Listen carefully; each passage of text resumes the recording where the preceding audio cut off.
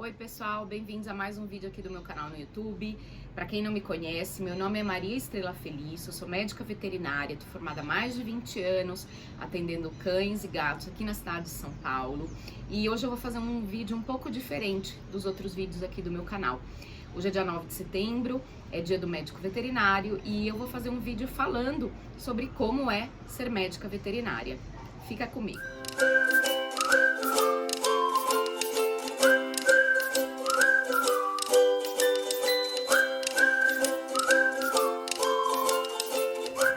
Como eu falei lá no começo do vídeo, eu tô formada há mais de 20 anos, tá? Então, lógico, eu fiz faculdade há muito tempo atrás. E eu sei que felizmente muitas coisas mudaram, tá?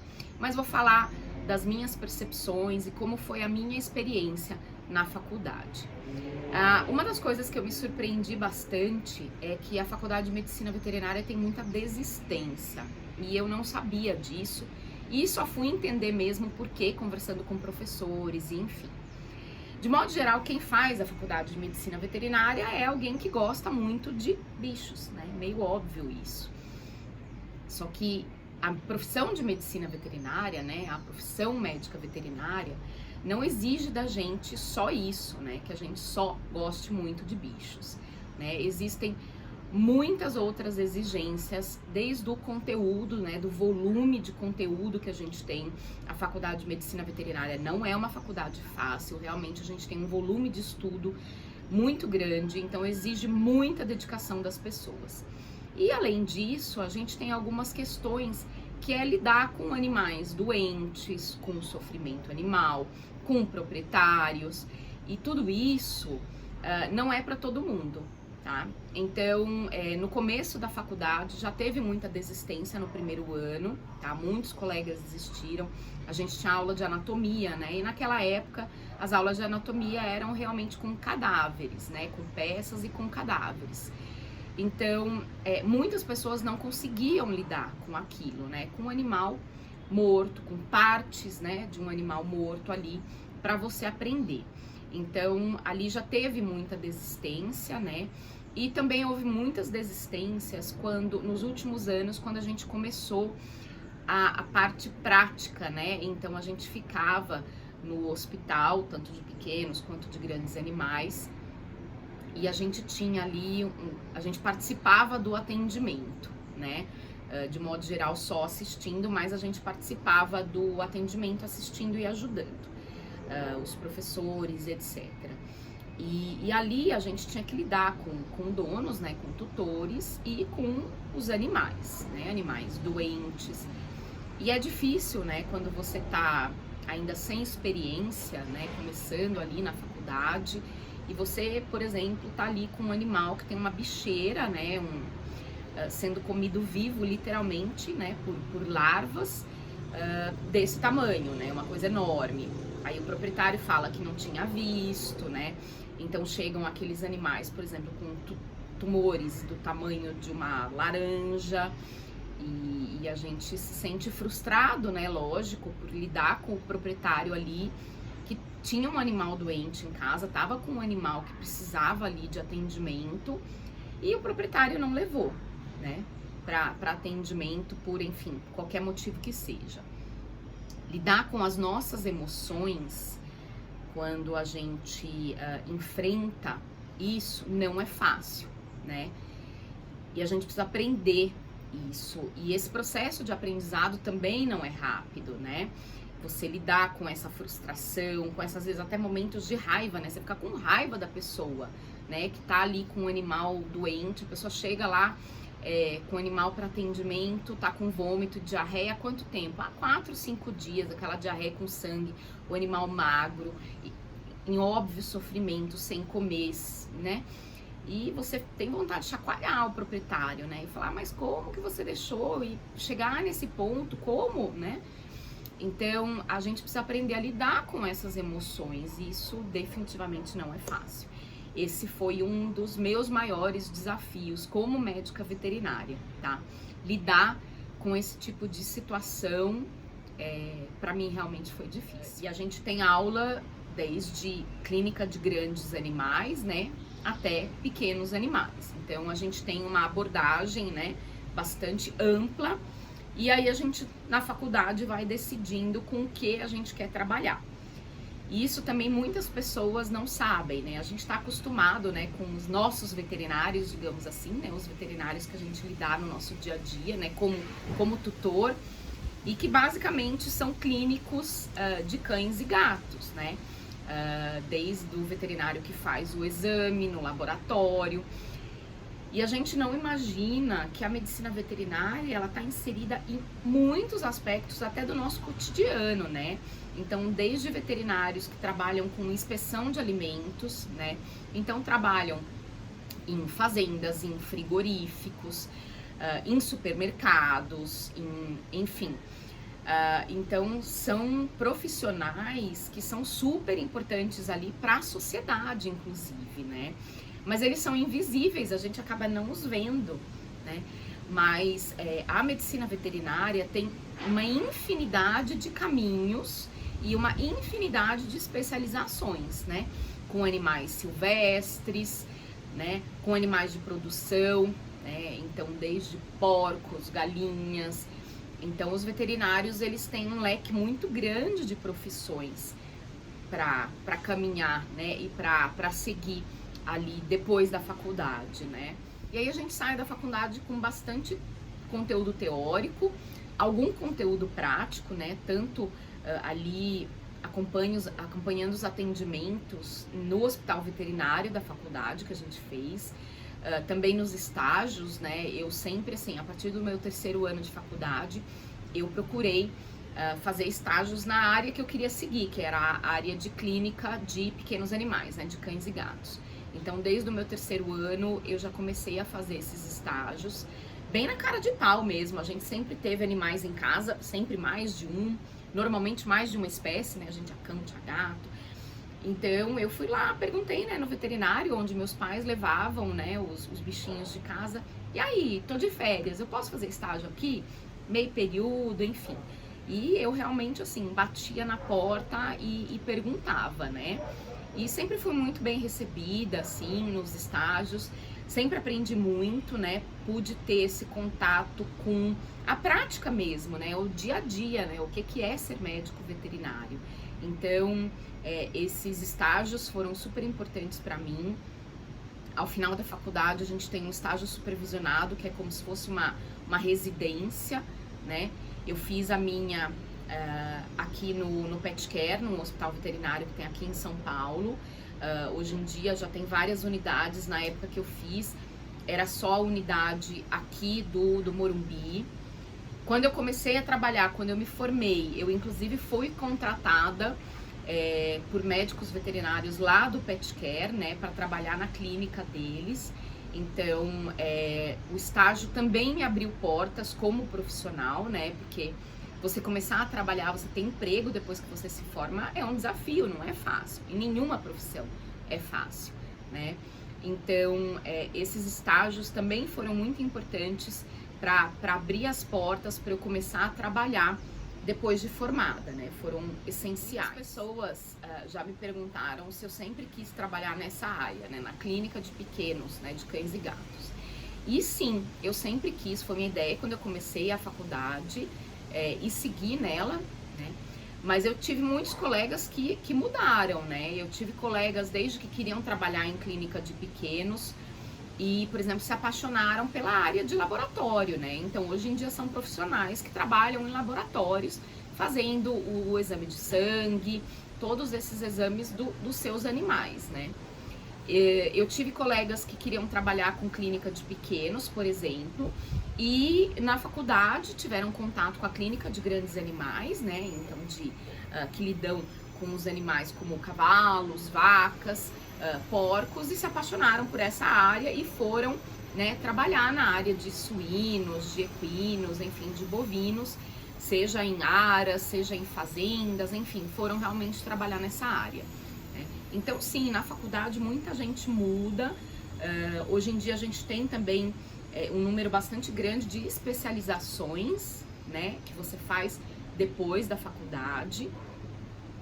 Eu segui a minha especialização na área de clínica de pequenos, né, porque eu fiz a minha especialização na área de dermatologia, né? Fiz minha especialização acho que uns 4 ou 5 anos depois de formada, né? Foi bem legal para mim, para complementar minha formação, né? Hoje em dia, eu continuo estudando e eu me dedico hoje bastante para estudar os cuidados com animais idosos, né? Então, hoje em dia, os cursos que eu faço estão sempre ligados a essa área, uma área que eu gosto muito. Eu tenho muitos pacientes, né, que são idosos, então, hoje em dia, eu direciono o meu estudo para prevenção e para os animais idosos, né, para os nossos velhinhos e velhinhas, os cães e gatos idosos. A coisa mais maravilhosa da minha profissão, é claro, é lidar com os animais, né? Que, na minha opinião, são seres assim mais especiais que habitam esse planeta. E eu gosto não só de cães e gatos, né? O meu amor pelos animais, ele ultrapassou aí essa barreira de amo muito cães e gatos.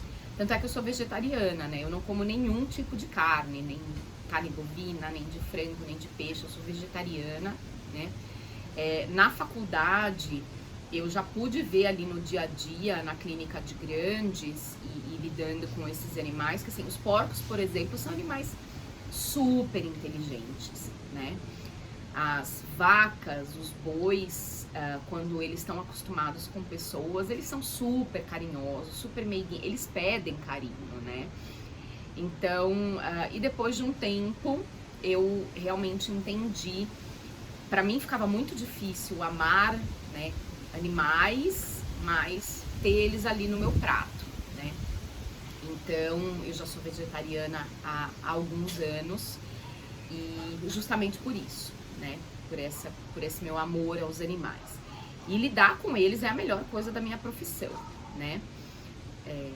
Poder cuidar deles, né? Poder fazer com que eles tenham uma vida melhor, com mais qualidade de vida, né? Qualidade de vida, eu acho que é uma coisa que quando eu falo tem muita gente que não entende o que é. Mas é viver bem, né? É viver sem dor, é viver podendo manifestar os seus instintos naturais, né? Que os animais têm, né? Eu brinco que muitos clientes têm aquele cachorro pequenininho, fofinho, todo peludinho e se esquecem que ele tem ali ancestrais, que são os lobos, né? Então, é importante para o animal manifestar a sua natureza, né? Então, eu batalho muito por isso, eu converso muito sobre isso com os meus clientes. Então, você prevenir doenças, você conseguir tratar um animal, né? Devolver a ele qualidade de vida, você conseguir salvar muitas vezes um animal, né? Isso acho que nada, não existe preço para isso, né? Essa minha caminhada em todos os meus anos de formada, eu conheci muita gente boa, né? Tenho clientes assim maravilhosos, pessoas que realmente gostam dos seus animais, né? Amam eles de verdade. Nas minhas redes sociais também eu tive contato com um monte de tutores, de pessoas muito legais do Brasil inteiro, de fora do Brasil, enfim, pessoas que eu sei, né, que realmente amam seus animais, fazem de tudo para eles terem, para eles estarem bem, para eles estarem felizes, né, para eles viverem bem, para que eles vivam o maior tempo possível do lado delas, né? Isso para mim é muito recompensador, né? E é um dos motivos, inclusive, porque eu criei, por exemplo, esse canal no YouTube, né? Porque eu sei que o conhecimento ele é muito transformador, né? Você pode sim prevenir uma série de doenças, você não precisa ficar esperando o seu animal ficar doente. Você pode sim aprender a cuidar melhor do seu animal, né? Então esse, por exemplo, é o objetivo desse canal aqui no YouTube. E que se eu não fosse médico veterinário, eu não teria esse canal, né? Eu não poderia fazer isso. Então, isso também pra mim é muito recompensador, né? Eu recebo várias mensagens de pessoas assim: obrigado por sua indicação, eu fiz isso, eu fiz aquilo, então agora meu cachorro tá melhor, né? Eu gravei o ano passado, por exemplo, um vídeo ensinando tutores, né? Lá no Instagram, ensinando tutores a fazer a palpação das mamas do seu animal, né? 2 dias depois eu recebi uma mensagem de uma seguidora que eu nem conheço pessoalmente, falando que fez essa palpação, descobriu um nódulo, né, na cadelinha dela, um nódulo na mama, e aí ela levou a cadelinha, né, lá no veterinário dela para ser cuidada, né, ela operou e tal. Imagina se essa seguidora não tivesse descoberto aquele nódulo, né, essa cadelinha, provavelmente aquele nódulo teria crescido e teria se tornado um problema muito maior do que foi daquele tamanho. Então, isso pra mim é muito recompensador. E como tudo na vida, né, ser médica veterinária não tem só bônus, né, tem os ônus também, né, tem suas dificuldades, suas tristezas, suas frustrações, né. Eu até hoje tenho bastante dificuldade de lidar com pessoas que não cuidam bem dos seus animais, né, aquele tutor que o animal fica doente e deixa pra levar ele dias, 3, 4, 5 dias depois, uma semana, quando o estado dele já evoluiu, já tá super grave, né? Tenho bastante, isso é um descaso pra mim, né? Então, eu tenho sim bastante dificuldade de lidar com isso. Tem a questão de que nem sempre a gente pode fazer de tudo, né? Mas nem sempre a gente consegue salvar um animal, né? E isso também é bastante frustrante, né? Lidar com a dor, com o sofrimento do animal não é fácil, a gente precisa sim ter um emocional bastante forte, né, para lidar com isso, porque nesses casos a gente lidar com o sofrimento, com a dor do animal e com o sofrimento da família também, né? Quem tem ali, quem realmente gosta de bicho, tá com seu animal ali doente, num caso grave, enfim, a família toda, né, sofre. E a gente também tem que acolher essas pessoas, né? A gente precisa respeitar a dor dessas pessoas e cuidar delas de certa forma também, né? Eu encaro isso como minha responsabilidade também, né? Então sempre orientar o tutor, o proprietário, ajudar ele, né, a tomar decisões, indicar caminhos.